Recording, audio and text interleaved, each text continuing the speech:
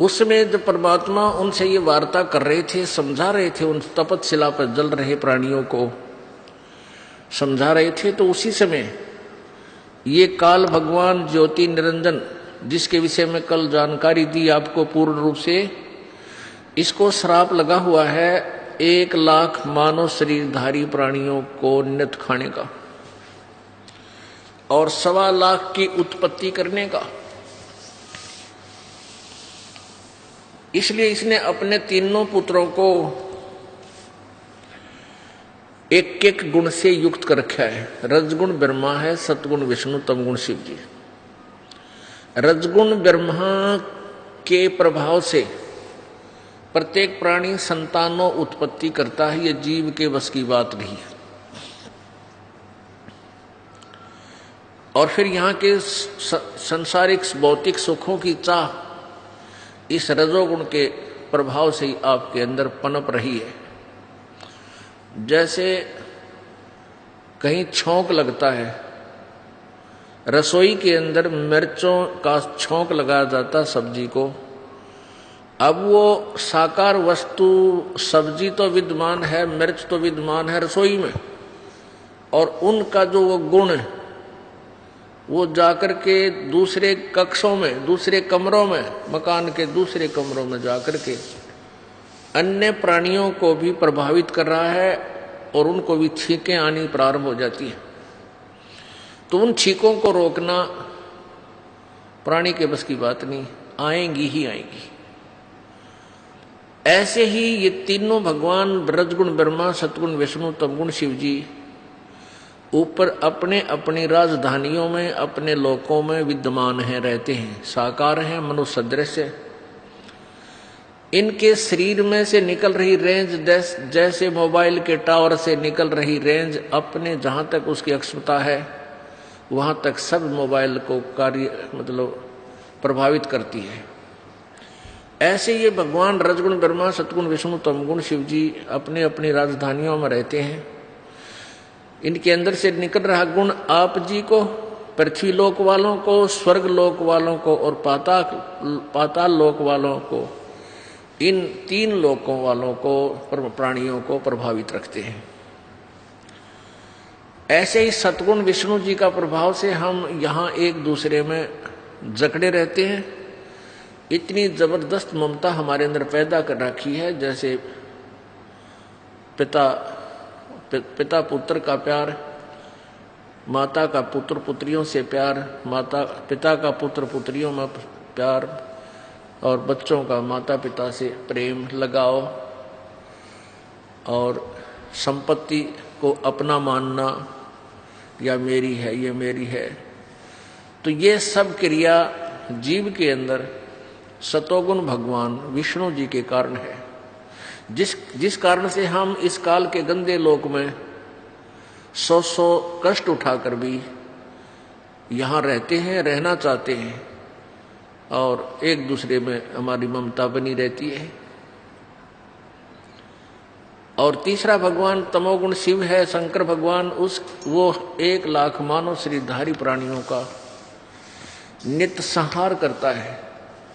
किते एक्सीडेंट करवा के, किते भूकंप ला के, किसी का हार्ट अटैक करवा के, किसी प्रकार भी जैसा भी उसका संस्कार उसी प्रकार उसकी मौत करके वो 1,00,000 मानव शरीरधारी प्राणियों को अपने पिता इस काल भगवान के पास भेज देता है। पुण्यात्माओं, कल आपने श्रीमद् देवी भागवत,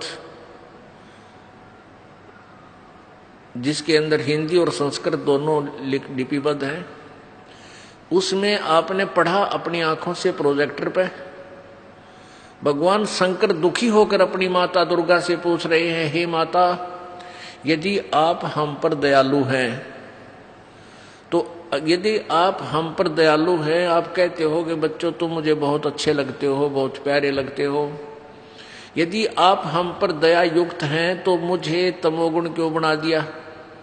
ब्रह्मा जी को रजगुण क्यों बनाया और विष्णु को सतगुण युक्त क्यों किया, क्यों बनाया?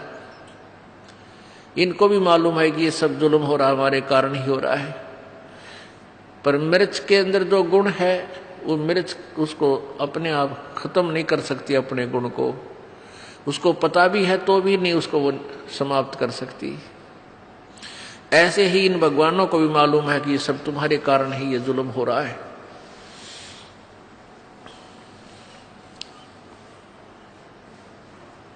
अब इनको ये नहीं मालूम कि ये प्राणी जाते कहाँ हैं और क्या होता है इनके साथ, लेकिन यहां पर कोई जीव सुखी नहीं है।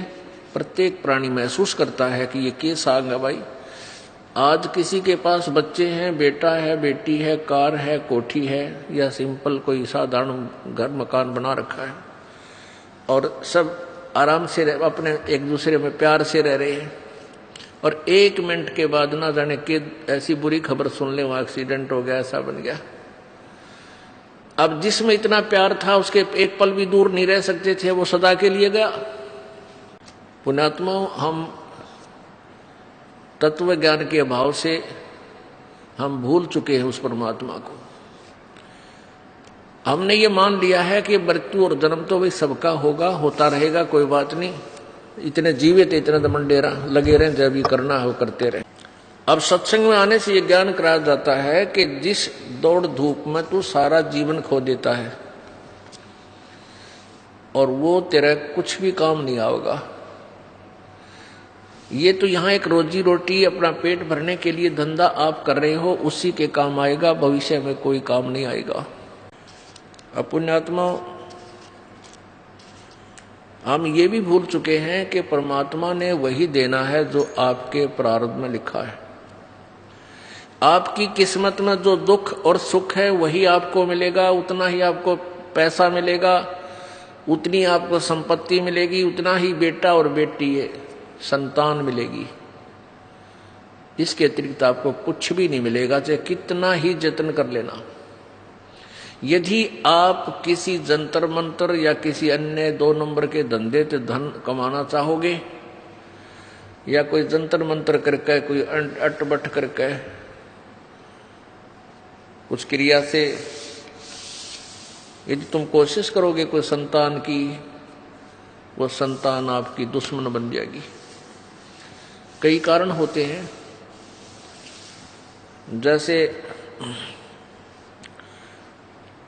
अब यहां प्रसंग एक और आपके मन में शंका उत्पन्न होगी कि भी जो भगवान परमात्मा वही देता है जो उसकी किस्मत में है, दुख और सुख, तो दुखी प्राणी अब सुखी कैसे होंगे। अब यहां यही पहलू समझाया जाता है। जैसे कल के सत्संग में आपको 3 परमात्मा बताए गए थे, एक सर्वब्रह्म, एक अक्षर ब्रह्म, एक परम अक्षर ब्रह्म। ये सर्वब्रह्म जो है, क्षर ब्रह्म, क्षर पुरुष, पुरुष कहो, ब्रह्म कहो, परमात्मा कहो, साहेब कहो, ये सर्वब्रह्म जो है ये काल है, ज्योति निरंजन है, ये 21 ब्रह्मांड का स्वामी है।